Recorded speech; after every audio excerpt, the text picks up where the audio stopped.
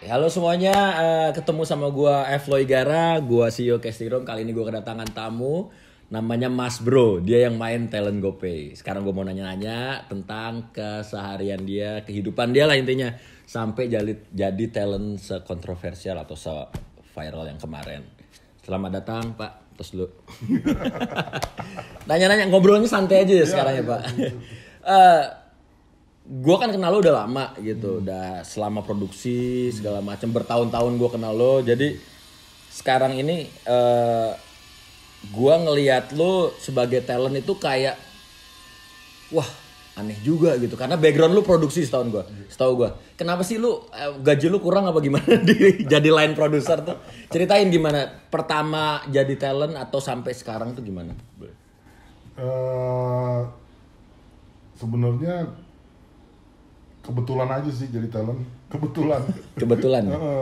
Karena pas proses produksi pencarian talentnya ternyata tidak segampang yang kita kira gitu, karena ternyata regenerasi talent itu lumayan kurang berjalan.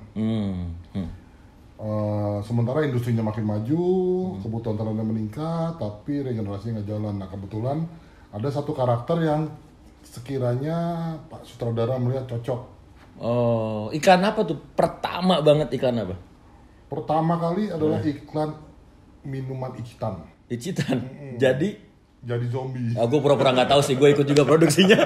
jadi zombie waktu itu guys. Dia tuh ada sebuah kota, bibirnya kepedesan ya, bener ya? Betul. Lu jadi zombie gitu segala macam, dan pas di karakternya itu iklan pertama ya. Yeah. Apa tantangannya dan kenapa lu kenapa lu ngambil? Kalau gue kan ditawarin gitu belum tentu gue ambil gitu. Pertama kali gitu segala macam gue enggak gitu. Kenapa lu ngambil dan gimana lu nyelesain itu sampai tayang gitu?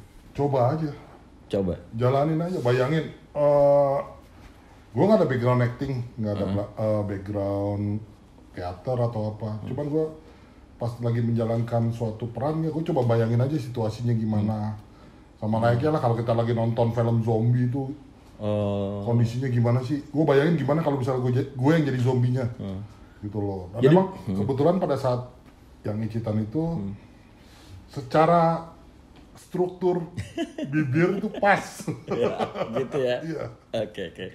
Jadi begitu dapet role itu lu research ya, lu cari tahu segala macam, belajar gitu. Ya, coba cari. Di workshop segala macam. Dan gimana sih perasaan lu ngelihat diri lu sendiri di YouTube atau ada yang mention lu gitu? Aneh. Respon orang gimana? Ya, teman-teman terutama ya paling. Ya teman-teman pada nanya, pada kasih support. Gue juga yang emang ya lumayan kaget aja responnya, ternyata banyak happy, ketawa-tawa, lucu. Gue juga seneng aja sih. Jadi salah satu hal yang menarik adalah gue tuh sering jalan sama Pak Hengki di produksi gitu. Gue nggak tahu ternyata talent iklan tuh juga dilihat. Satu hari gue jalan sama lu di restoran, itu waitersnya ngajak foto, bener ya? Jadi Mas yang main iklan Icitan ya, bener ya? Akhirnya lu foto bareng gitu. Iya. Perasaan lu gimana tuh kayak selebriti? Gimana tuh perasaan lu tuh? Selebriti dadakan langsung. Jadi yang pertama itu iklan Icitan. Ya. Jadi setelah itu sambil ya, berarti lu jadi line producer sambil bekerja sebagai talent di situ. Sebenarnya bukan sebagai talent ya. Seringkali pas dalam proses produksi, karena susahnya mencari talent, ya dan kebetulan karakter gue pas, ya udah gue coba aja. Ternyata begitu dipresentasikan ke agensi klien, mereka juga merasa cocok, ya udah kita jalanin. Berarti karakter ya, karakter sih. Okay. Itu kan yang pertama. Gue lihat juga lu main di iklan Smartfren ya. Abis itu apa? Abis itu BCA. Oh, sebelum Smartfren ada lagi? Sebelum Smartfren itu ada BCA. Apa BCA dulu? Gua lupa inget. Oh, jadi setelah itu pokoknya ada BCA dan Smartfren ya? Ada BCA dan Smartfren. Kayaknya Smartfren dulu baru BCA. Itu sama juga nggak sengaja atau dari awal dipropose? Yang kedua atau ketiga? Ya kebetulan kembali lagi karakternya cocok. Karakternya cocok. Maksud gue yang pertama kan dari talent yang dipilih ternyata nggak ada yang cocok. Kebetulan Pak Hengki ini. Yang BCA dan Smartfriend ini lu udah dipropose dari pertama. Oh berarti dari yang nggak sengaja ini yang kedua dan ketiga dipropose gitu ya. Oke.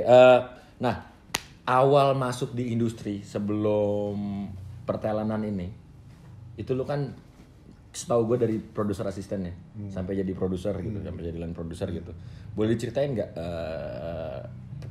industri ini tuh kayak gimana sih begitu lo masuk lo kayak gimana ngelihatnya segala macam gimana sih? Tahun berapa? Gue masuk ke industri ini tahun 2006. 2006 pada saat itu gue tidak ada background perfilman, tapi gue tertarik aja mencoba gitu, terus gue magang di salah satu PH besar, terus gue mulai jadi dari production assistant, terus berjalannya waktu itu industrinya lumayan keras. Tahun 2006 tuh? 2006 masih lumayan keras dan stressful gitu loh. Terus berjalannya waktu gue banyak belajar lah mengenai produksi gini, even sampai sekarang pun masih belajar. Kondisinya sekarang ini jauh berbeda dibandingkan dulu. Sekarang ini yang berbasis video itu berkembangnya pesat. Kalau kita lihat kan ada digital media, sekarang YouTuber atau apa itu berkembang banget gitu loh media. Sehingga adaptasi ya? Ya, adaptasi.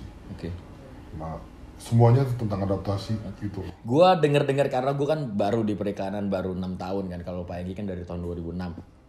Gue dengar dulu tuh industrinya tuh strict. Ya. Paling parah tuh lu dapat perlakuan apa sih di industri? Itu penting tuh, teman-teman juga pengen tahu. Dari dulu dunia periklanan 2006 kan benar-benar baru, perpindahan analog ke digital juga sekitar tahun itu kan. Ya seringkali prepnya emang persiapannya berat, terus dengan demandnya industrinya tinggi, ya kan, waktunya sedikit, jadi sering kurang istirahat. Nah senioritas katanya ini juga Pak di tahun-tahun segitu. Ya. Gitu, stylenya berbeda lah dengan sekarang. Oh gitu. Sekarang lebih friendly lah. Oke. Jadi Pak Hengki itu ngalamin perubahan zaman ke zaman dari 2006 sampai 2020 itu berarti nyaksiin sekitar 14 tahun ya Pak. Perkembangan. Jadi sama director udah bekerja sama berapa director kalau dihitung? Udah lumayan ya Kak. Lumayan banyak sih. Lumayan banyak ya. Nah, perbedaan director itu yang Pak Hengki tangkep apa? Maksudnya dari sudut pandang produksi. Kita lagi ngomongin produksi dulu. Dari director A, director B, director C. Ada nggak yang nggak cocok banget atau ada yang cocok banget gitu? Sebenarnya kan di produksi ini lebih ke arah kemampuan adaptasi kan. Gimana lu ngatasin diri lu yang strict dengan konvensional tahun 2006 yang keras, yang sependengaran gua gitu, terus ketemu anak-anak yang kayak gua awal-awalnya stres gua kan. Stres kayak gua, kayak Iki, nih ada kameramen, ada Chris, jadi kayak kita tuh awal-awal stres loh. Nah dari stres itu sampai gua kerja sama lu tuh udah sekitar 4 tahunan. Berarti kan nggak mungkin 4 tahun itu lu stres, pasti ada tips and triknya juga buat nge-breakdown stres itu menjadi sebuah harmonis kerja sama yang lain. Itu gimana sih gitu? Gua banyak belajar dari Pak Ica. Itu something yang dia ngomong. Itu guru gue juga Pak Ica. Something yang dibilang sebenarnya yang penting result. Yang penting result. Oh gitu. Mau gimana caranya? Karena style orang jangan disamakan. Karena kalau semakin gue memaksakan orang itu mengikuti style gue nya stres, dianya juga stres, resultnya jelek. Jadi mendingan ya udah, dia mungkin punya style yang beda. Pokoknya pada saat timingnya harus deliver apa yang harus di deliver, Nah, buat memahami teori itu menjadi sebuah empirisme, sebuah sesuatu yang lu lakukan kan nggak gampang tuh. Teori ketemu karakter kan berat tuh. Nah, itu berapa lama adjustment-nya tuh antara stres lu dengan gue bisa nih ngikutin flow-nya gitu. Sebenarnya lebih ke arah begitu gue jalanin, ternyata emang gue nggak stres dulu. Oh gitu. Cuman ada di pikiran ternyata. Ternyata emang semakin gue berusaha untuk menetapkan bahwa lo do it my way or highway, semakin stres buat gue. Okay. Jadi ya udah, kita sama-sama tahu ada agreement timeline sekian, apa yang mesti di-deliver pada timeline sekian. Nah pada saat lo nggak bisa deliver pada timeline yang ditentukan, nah disitulah baru lo hantem. Yeah. Nah jadi ada alasan buat ngehantem, bukan gara-gara anaknya main doang lo hantem gitu. Ya, berarti udah adaptasi lah ya. Iyalah. Berarti style tahun 2006 banyak yang sedikit banyak atau banyak kali ya udah lu tinggalin atau lu berubah jadi sesuatu yang baru gitu. Nah, sampai situ gue juga ngelihat keluasan lu jadi talent segala macam, kompromi lu sebenarnya gue ngelihatnya sebagai teman, lu itu nggak se-strict itu. Tapi lu punya pakem yang memang udah melingkari diri lu. Ini pendapat teman ya. Sampai akhirnya lu tuh adaptasi. Sampai akhirnya kita benar-benar bisa temenan lumayan lama gitu. Gue ngelihatnya kayak sebenarnya lu nggak kayak gitu banget aslinya. Aslinya orangnya bertolak belakang sama penampilannya yang galak segala macam. Aslinya tuh dalam sebenarnya. Sampai akhirnya lu mau jadi talent, mau diacak-acak rambut, mau dibibirin segala macam. Di smartphone itu dia guys, dia dijemur di pinggir pantai, dicat itu begini doang nih. Gue sampai nggak enak. Ini Pak, lu mau minum segala macam gitu. Lu bisa lihat iklannya. Jadi bener-bener dia beradaptasi segitu ininya. Jadi kita sebagai anak muda juga jangan kurang ajar juga. Udah dapat adaptasi dari teman-teman yang udah senior. Jadi anak muda juga nyesuaiin juga. Jadi ketemu di tengah gitu. Kira-kira ya Pak? Bener ya nih? Gitu ya. Nah, yang terakhir beberapa iklan terakhir ini setelah BCA dan Smartfriend lu sama Gojek? Awalnya GoFood. GoFood? Oke. Awalnya GoFood. Pada saat itu dia emang di treatmentnya dicari karakter yang seperti KW-nya si Jack ya kalau nggak salah ya. KW-nya si Jack. Nah sebenarnya si Jack itu dia juga waktu itu kita casting. Jadi waktu itu gue coba casting cuman ternyata untuk jadi Jack kurang sesuai. Ternyata dipilih Mas siapa? Ya David. Mas David. Nah akhirnya kesempatan di GoFood. Jadi KW-nya si David. Gitu terus kepilih kasih rambut gitu ya. Kasih rambut, kasih brewok, kasih kumis. Oke. Nah kesininya respon orang-orang tuh gimana? Karena porsi lu di GoFood itu semua itu yang tadinya cuman 1 frame atau 2 frame, ini bener-bener satu iklan dari awal sampai habis tuh lu semua, itu gimana respon orang-orang? Ya orang-orang gue sebenarnya juga gak nyangka ternyata gue tuh bisa seperti itu. Gue gak nyangka apa lu bisa kayak sekarang. Gue aja gak nyangka ternyata begitu gue di depan kamera ya udah gue cuma ngebayangin ya gimana mungkin si Mas Bro ini karakternya mungkin di mata orang nggak tahu ya galak iya. Sometimes gue ngeliat iya emang gue kadang-kadang suka punya karakter seperti itu gitu loh. Tapi blow on-nya itu tuh ya. Gue nggak sadar bahwa gue punya karakter blow on. Oh gitu. Jadi pas ya di situ ya. Iya, gue nggak tahu. Oke. Jadi pas lagi di depan kamera diarahkan oleh director, ya gue coba ngebayangin aja situasinya. Pas yang kata di GoFood ada anak muda. Jadi itu nggak acting Pak? Gue ngebayangin gitu. Misalkan let's say nih ya, lo jadi si siapa? Si Black. Si Black ya. Okay. Lo jadi si Black. Terus yang ditampol itu ya. Lo jadi si Black. Terus lo ngomong ke gue dengan style kayak gitu. Ayam geprek. Enak bro. Enak bro. Minta habis lo ya kan. Iya. Gitu loh. Di kehidupan nyata juga. Ini orang minta dihabek. Jadi gue ngebayangin kalau gue diperlakukan seperti itu sama orang, respon gue gimana? Jadi gue cuma ngebayangin aja, gitu loh. Oke. Berarti the power of directing juga masuk ke Iya. lo ya gitu ya. Karena ya kembali lagi bahwa Mas Ica ngedirectnya tuh bilang kita bayangkan pakai hati. Jadi jangan mikirin bahwa oh nanti gue mesti Naik senyum angkat begini, alis, ngangkat alis, senyum enggak. begini enggak dia kayaknya motivasinya dulu ya. Jadi bayangkan bahwa gimana kalau lo dalam situasi itu, apa yang lo rasakan. Karena begitu ada di feeling, itu akan muncul di muka. Ya. Akan kelihatan di ekspresi gitu. Jadi gue sekedar berusaha membayangkan kalau situasinya seperti ini, apa yang gue rasakan, nah udah gitu aja. Itu kayak teori juga tuh yang gue tahu, kata teori film nih yang gue baca-baca. Kalau direkturnya bisa mendirect atmosfernya, atmosfernya akan mendirect talent-talent. Gitu katanya. Gitu. Jadi cocok juga gitu sama motivasi daripada yang kita nyuruh angkat alis segala macam itu kayaknya lebih ini ya. Jadi Pak Hengki dari nggak bisa acting sama sekali, bahkan bukan talent, sampai main ke beberapa iklan, sampai iklannya viral. Yang terakhir itu GoPay. Ya. Nah, gimana tuh prosesnya GoPay ini, Mas Bro? Jadi tuh awalnya GoPay itu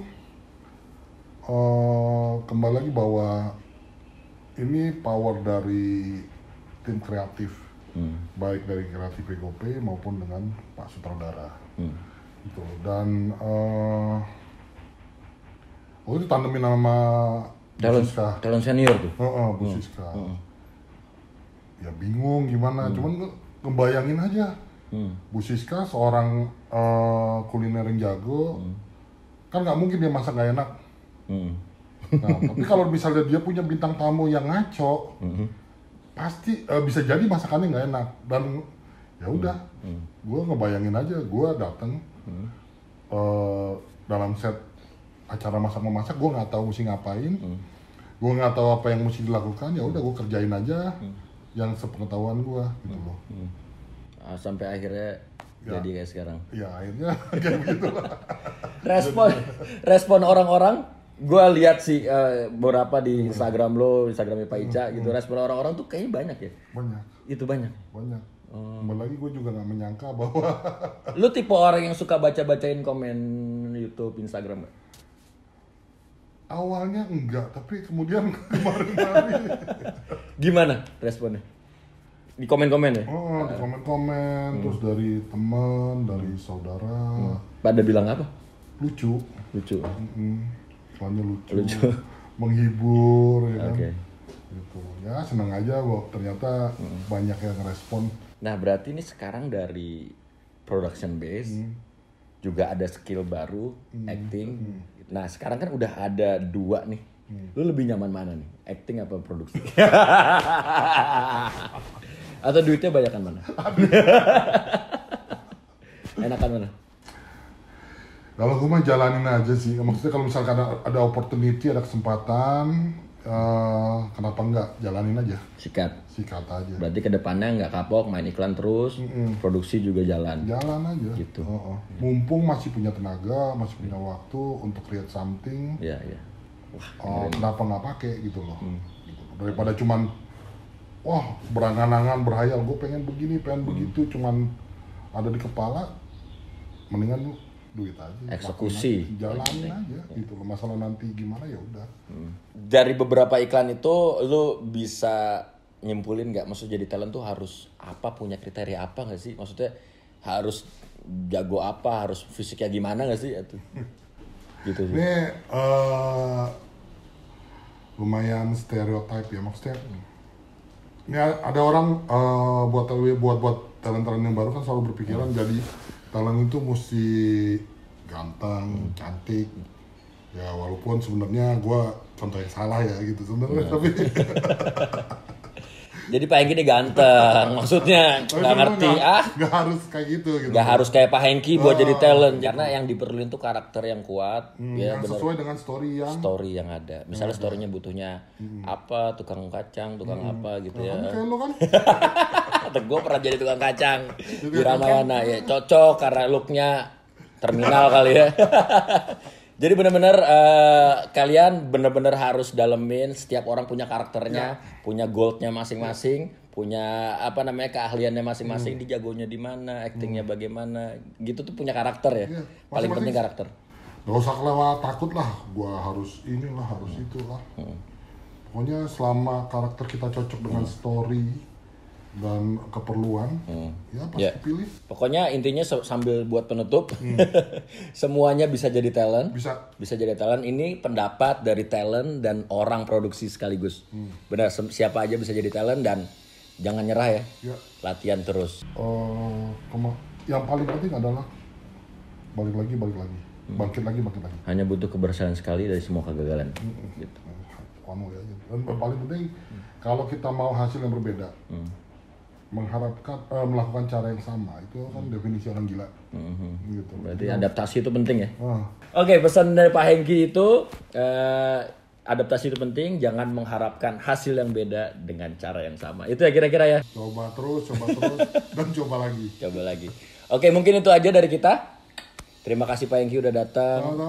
Mudah-mudahan next episode bisa lebih menarik lagi dan dengan host-host atau bintang tamu yang mantap.